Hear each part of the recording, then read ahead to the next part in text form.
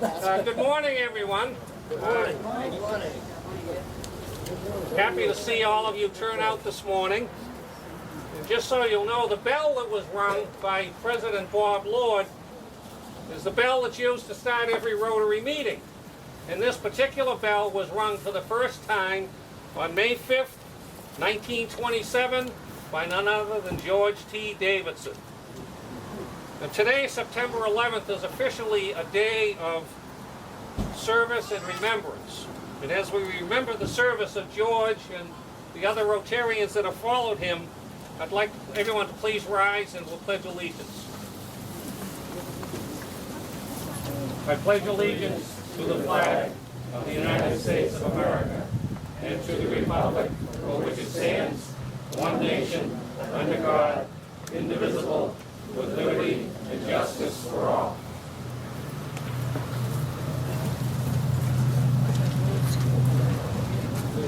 Among George's qualities, he was a very religious man. He was very active in the First Congregational Church here in town and was also a deacon at that church. So I'm very pleased to ask Reverend Skip Waterbury to come up and give the invocation.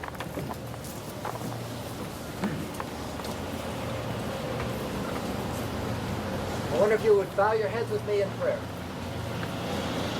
Gracious and loving God, we thank you for this beautiful day you have given us today. In the midst of it, we pause to reflect and remember. Remember on this day of remembrance the sacrifices of those who lost their lives on September 11th. We pause as well to thank you for the contributions of life and hope that make this community and all communities alive and vital and possible.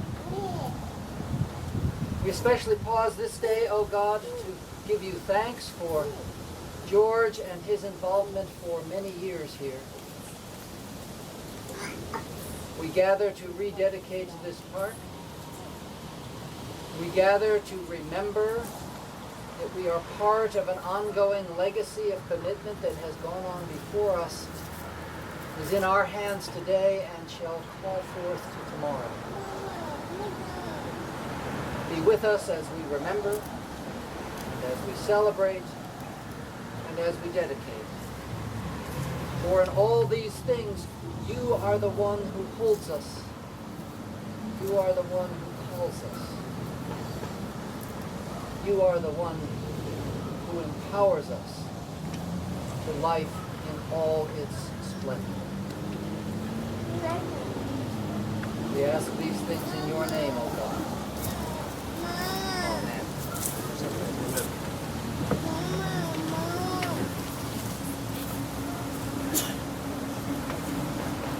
I'd like to take a minute before we get into the program to introduce some people that are not listed on the program, and I'm not sure whether all of them are here or not. On the Board of Selectmen, we have Brian O'Connor, right back there. The town moderator and a Rotary Paul Harris Fellow, John Sullivan. Now, John and I were both mentored by the same Rotarian, Fred McCormick. And John spent his early years as a youth working at McCormick's Apothecary, while I was mentored by Fred in my early years in Rotary. Now, is anyone from the Conservation Commission here? Mr. Whitehead is here. Mr. Parkhurst is here. Mr. Moran is here. Thank you very much. And from the DPW, who provided a lot of assistance to us in redoing the memorial site, Jay Gill is here. Jay's over there. And from Mahoney's Garden Center, Peter Mahoney. I'd like to thank the Mahoneys again. And then the unofficial mayor of Winchester and my insurance agent, Whip Saltmarsh.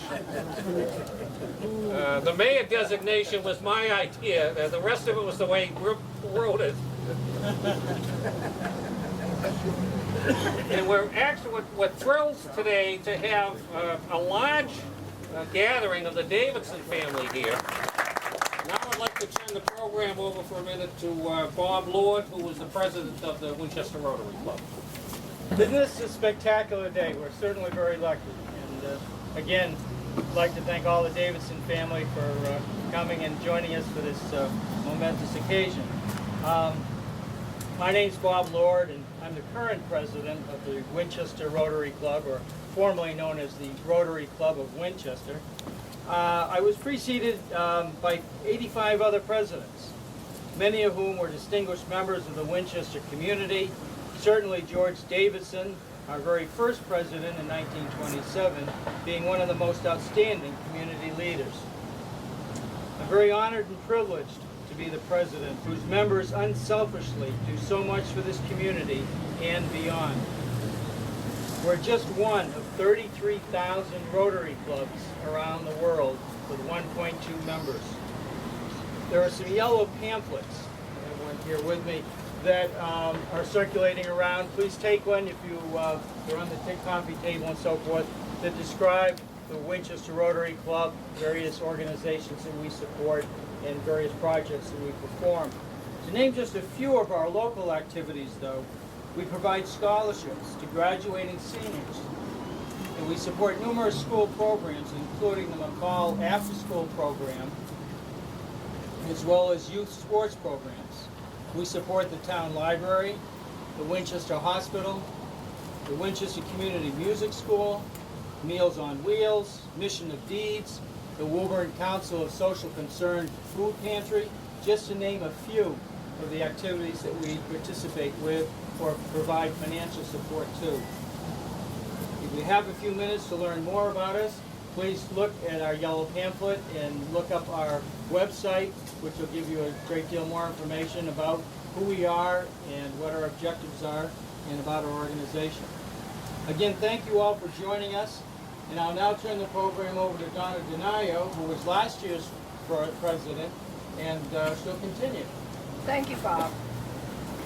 My term as Rotary President ended June 30th, and Bob started July 1st, so that this project was actually inspired during my leadership. So it will always have a place in my heart whenever I drive by or come to this.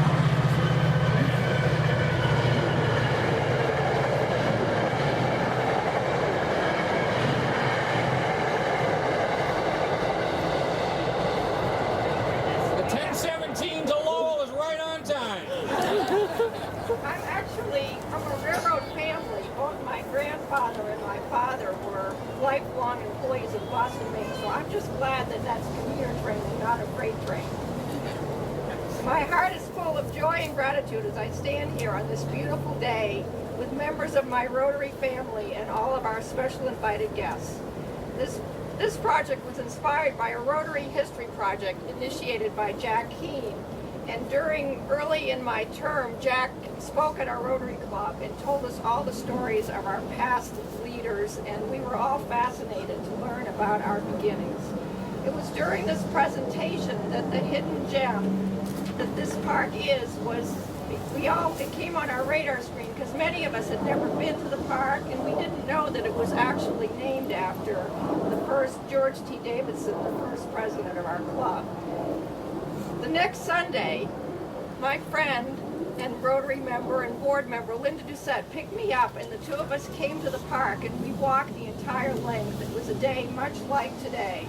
And we dreamed of the possibility of a refreshed park and how it could be enjoyed by neighbors, theater goers on break, and employees in nearby businesses. And just this morning we were talking about how there could be a concert series here, for example, or there could be croquet or bocce ball. Led by Jack, we approached our fellow Rotarians for funding and volunteer support.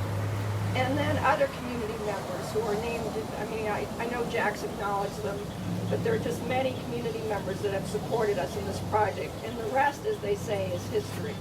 So a very, very special thanks to Jack Keene and Linda Doucette for their commitment to Rotary and for their commitment to this project. Rotary has a tradition of service in Winchester, and much of the service has been intentionally anonymous. Rotarians wish to be known for our actions. We help because it is the right thing to do. not because we want any recognition for our work. And this tradition of modesty does not always serve us. In some instances, we give the false impression of being inclusive and exclusive organization, and we are far from it. We are an open and inclusive organization and welcome all of you to come as guests to any of our Thursday meetings, and we welcome you to join us in membership. Celebrations such as this one are an essential part of service. Parks are a place designed to attract people, and it's wonderful to see so many people here today. I hope you will all come back and enjoy this park again and again. Through reconnecting with our natural world, we are able to recharge our batteries and get ready to plan the next big project. I would like to leave you with a short quote by American naturalist John Burroughs. To find the universal elements enough, to find the air and the water exhilarating, to be refreshed by a morning walk or an evening saunter, to be thrilled by the stars at night, to be elated over a bird's nest or a wildflower in spring. These are some of the rewards of a simple life.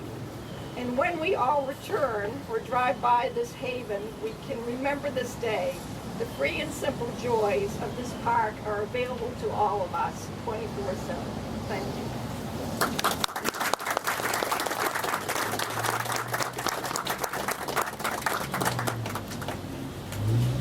I'd now like to call on Thomas Howley, a selectman here in town, who will make a few remarks. Thank you, Jack. So it's a great honor for me to be able to speak to you, and I do so on behalf of Brian O'Connor and the rest of the Board of Selectmen. And you know, when I was looking over some of the articles and the like about George Davidson, I have to say I want to thank Jack for the idea, certainly in the Rotary Club, for this history project that has now resulted in the rededication and in a way the restoration of this area, not only physically but in terms of, I think, all of our sort of sense of understanding and remembrance. To restore that to us, I think, is a very important thing. When I read about George Davidson, it really reminded me yet again of the importance and the tradition, the strength of tradition within Winchester of citizen volunteers, and how much difference that has made in our community, and continues to make. There's not a meeting that goes by with the Board of Selectmen that we are not impressed by the contributions that ordinary citizens in our town make to keep Winchester a caring and connected community that it is. And you know, as we look to the 21st century, the work that George Davidson did and his vision and leadership regarding open space and playgrounds and places for people to gather is something that will in fact be all the more important to us as we become a more built community.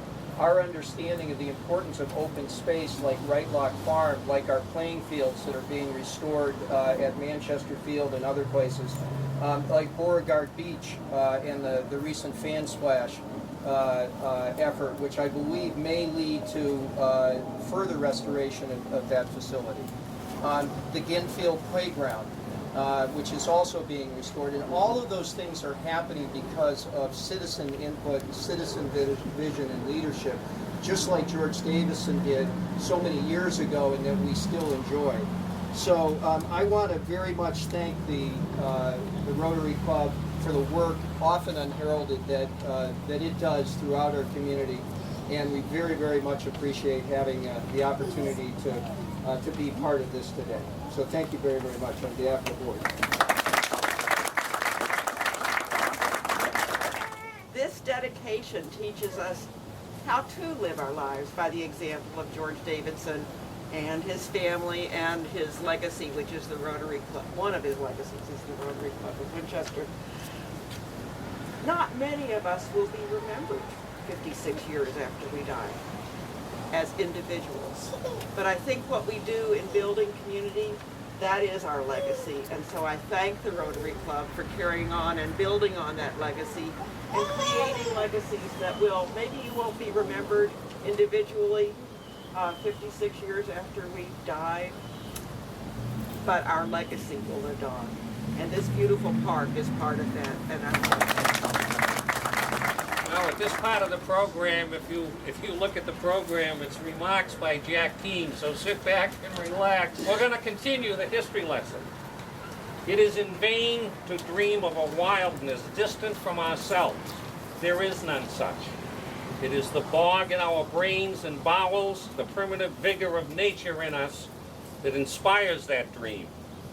I shall never find in the wilds of Labrador a greater wildness than in some recess of Concord. These words by Henry David Thoreau were taken to heart by George T. Davidson and applied to his beloved Winchester. George T. Davidson was a selectman here in town from 1913 to 1916 and served as a park commissioner from 1917 to 1946. George's love for and commitment to the town, however, went far beyond his public service. He had a deep-seated concern for the less fortunate and was an active leader in many charitable endeavors. In 1926, George and a group of 23 other like-minded businessmen began meeting to discuss the necessity for a more structured community service approach. You may recognize some of the names in that group of men that met with him. Ralph Cornell Sr., Daniel R. Beggs of the Beggs and Cobb's Tannery, and Irving Livingston Sims, a member of one of the oldest families in town. These informal sessions led to a decision to request a charter from Rotary International. And in April of 1927, that request was granted, and on April 28, 1927, the Rotary Club of Winchester was elected to Rotary International. George was unanimously elected as the first president of the club. His reputation as a leader and his qualities of compassion, character, confidence, vision, and determination were the skills that the fledgling club needed to succeed and accomplish their goals. George Davidson did not need Rotary to carry out his community service goals. But Rotary certainly needed George to make the Rotary Club of Winchester a viable and sustaining force in the community.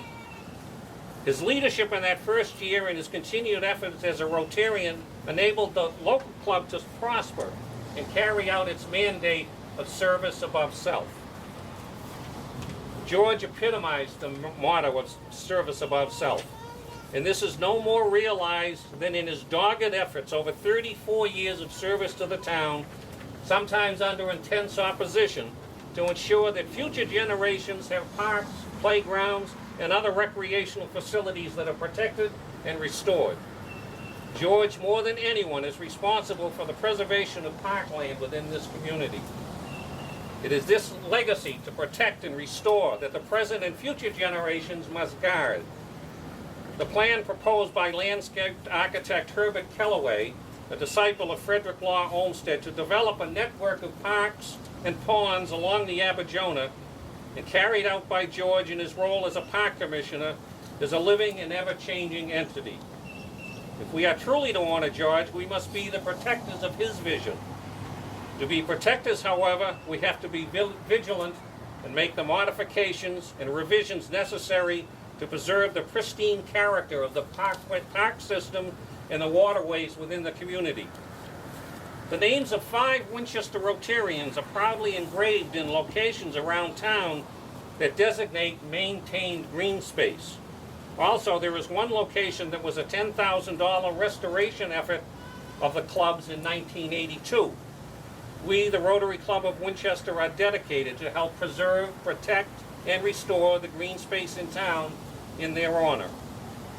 The 5 named locations are, of course, George Davidson Park here on Cross Street, Harry Sheffalo Park on Washington Street, Al Elliott Park, Al was also known as Mr. Rotary, on Main Street across from the Stop and Shop, Herbert S. Babe Mullen Park on Ridge Street, Beauregard Beach on Palmer Street, and the 1982 renovation was the Rotary in the center of town. The Rotary Club of Winchester Club, our website has links to the club history and biographies of all of the charter members. The history presents an overview of the accomplishments of the club locally, regionally, and internationally from 1927 to the present. I would like to thank my fellow Rotarians for their efforts in this rehabilitation project.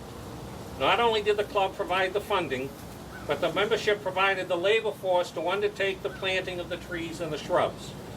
Our annual charity golf tournament, the Pancake Breakfast on Town Day, and Oktoberfest, which happens to be on October 16th this year at the Town Hall, are the mainstays of our fundraising efforts each year. The proceeds from these events make possible our continuing effort to enhance and improve the quality of life in Winchester. We gratefully acknowledge the support of the sponsors of our events, the golfers who play in our tournament, those who purchase tickets to the breakfast and Oktoberfest. You have enabled the Rotary Club of Winchester to successfully serve the community for 83 years. On the same site, on July 8th, 1950, a sign, like a street sign, was put up here with the name Davidson Park. And at the time, this proclamation was made by the Park Commissioners. Few towns can boast of so many playing fields and spots of scenic beauty as can we. This is due largely to the initiative and enthusiasm which you gave to the town for 30 years as Park Commissioner. In commemoration of this service, the present Park Commissioners, on behalf of the citizens of the town of Winchester, take great pleasure in dedicating this park on Cross Street as the George T. Davidson Park. That was signed by Frederick M. Ives Jr., Kenneth Caldwell, and James H. Kuhn. The life of George Davidson was best described by Longfellow in his poem, A Psalm of Life. The poet says that greatness is achieved through a lifetime of conscious effort and awareness. Those of great achievement inspire future generations to acts of greatness. The sum of George's life was an example of what can be realized through motivation and dedication. His legacy extends beyond the bounds of this plot of land and the other conservation sites around the town, which exist today due to his efforts. He has left an imprint on many of the institutions in Winchester that he served, whether it be religious, charitable, fraternal, civic, or recreational. And if you would indulge me, I would like to recite Longfellow's poem, A Psalm of Life, in George's honor. A Psalm of Life by Henry Wadsworth Longfellow.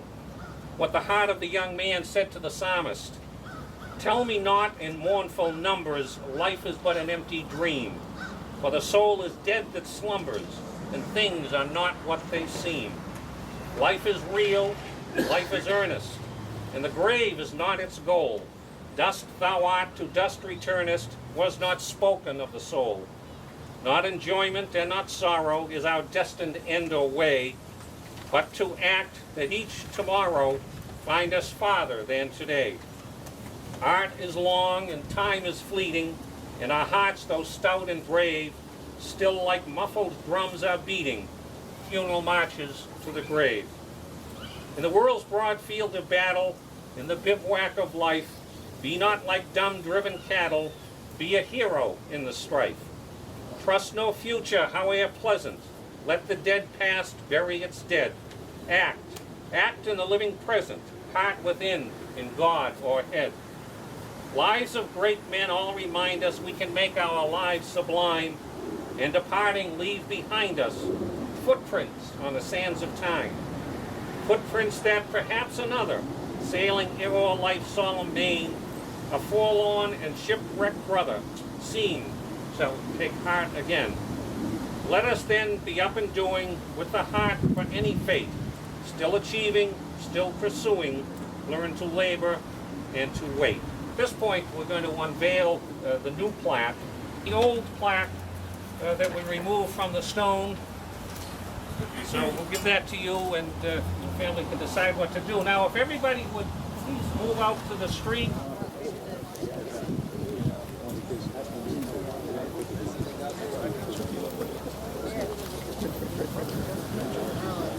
If you want to go over here and flip it down, and then I'll pull them right out of the way.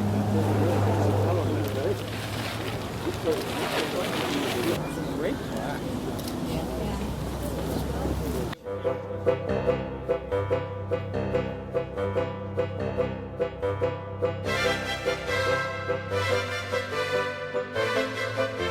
Family was thrilled couldn't ask for anything better.